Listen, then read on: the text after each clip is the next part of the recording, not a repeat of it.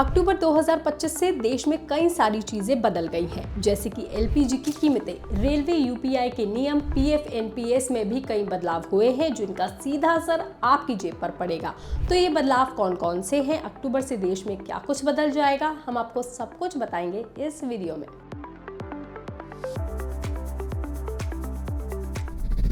अक्टूबर में सबसे पहला बदलाव हुआ है एलपीजी सिलेंडर की कीमतों में। त्योहारी सीजनों में ग्राहकों को इसमें सबसे बड़ा झटका लगा है, क्योंकि अक्टूबर का महीना शुरू होते ही 19 किलोग्राम वाले कमर्शियल एलपीजी गैस सिलेंडर की कीमतों में इजाफा हो गया है और ये दिल्ली से लेकर मुंबई तक महंगा हो गया है।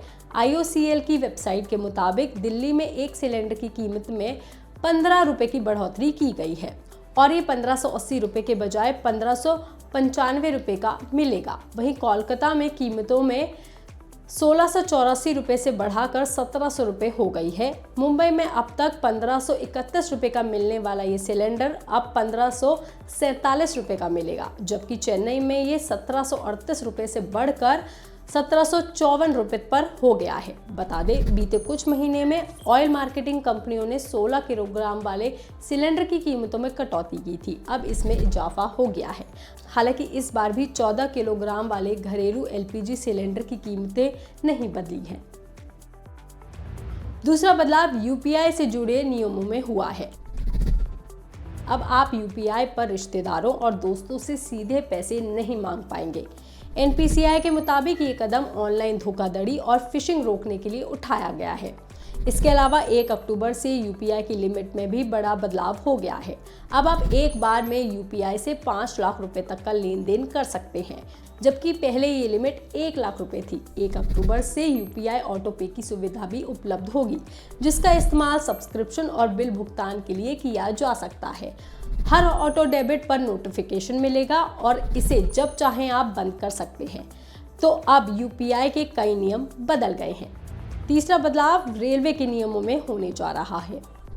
अब रिजर्वेशन खुलने के पहले 15 मिनट आम जनता को टिकट बुक करने का मौका मिलेगा और इस 15 मिनट में केवल वही लोग टिकट बुक कर पाएंगे जिनका आधार वेरिफिकेशन हो चुका है। दरअसल पहले टिकट की बुकिंग जब खुलती थी तो फर्जी आईडी या फिर एजेंट सारे टिकट बुक कर लेते थे और फिर महंगे दामों में वो जनता को बेचते थे। लेकिन अब इस धांधली को रोकने के लिए रेलवे ने ये कदम उठा लिया है और अब जनरल रिजर्वेशन के बुकिंग में ये नए नियम बदल गए हैं। आईआरसीटीसी वेबसाइट और ऐप दोनों पर ही ये नियम लागू हो गया है। अब तक ये नियम सिर्फ तत्काल बुकिंग पर ही लागू था, जबकि रेलवे काउंटर से टिकट लेने वालों के लिए सुविधा पहले जैसे ही रहेगी। चौथा बदलाव एनपीएस यानी कि नेशनल पेंशन सिस्टम में होने जा रहा है। सरकार ने 1 अक्टूबर से एनपीएस के नियम बदल दिए हैं।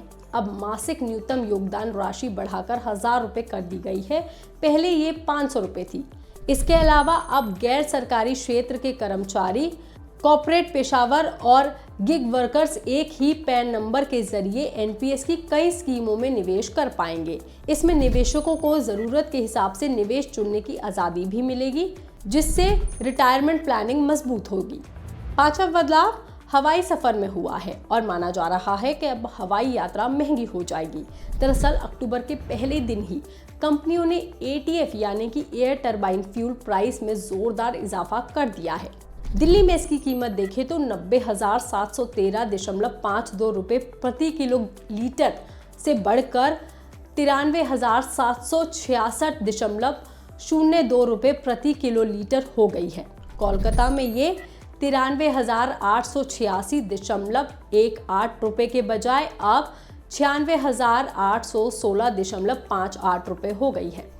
मुंबई में 84,832.83 रुपये की जगह नई कीमत 87,714.39 रुपये हो गई है।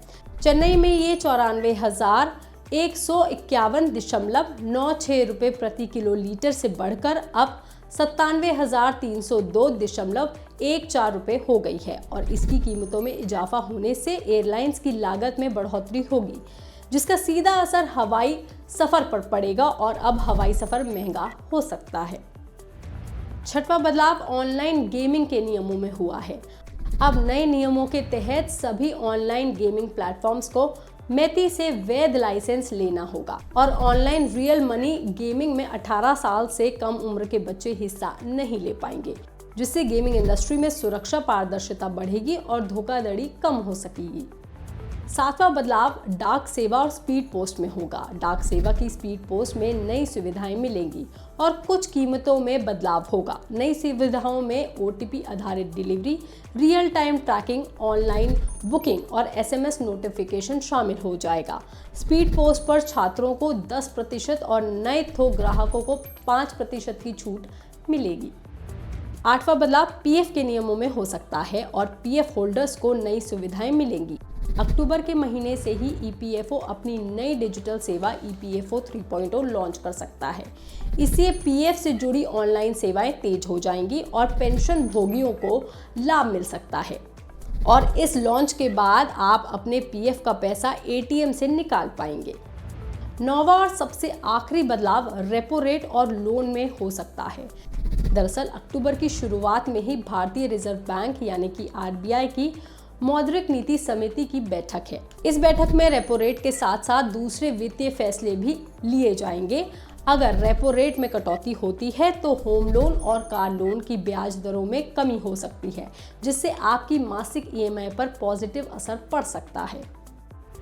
इसके अलावा इस महीने आपको जो चीज़ सबसे ज़्यादा इफेक्ट करेगी वो है बैंक की बम्पर छुट्टियां, क्योंकि अक्टूबर महीने में त्योहारों की भरमार है। महीने की शुरुआत दुर्गा पूजा की छुट्टी से होगी और फिर पूरे महीने महात्मा गांधी जयंती, दशहरा, लक्ष्मी पूजा, महर्षि वाल्मीकि जयंती, करवा चौथ, दिवाली, गोवर्धन पूजा, भाई दूज और छठ पूजा समेत कुल 21 छुट्टियां पड़ रही हैं।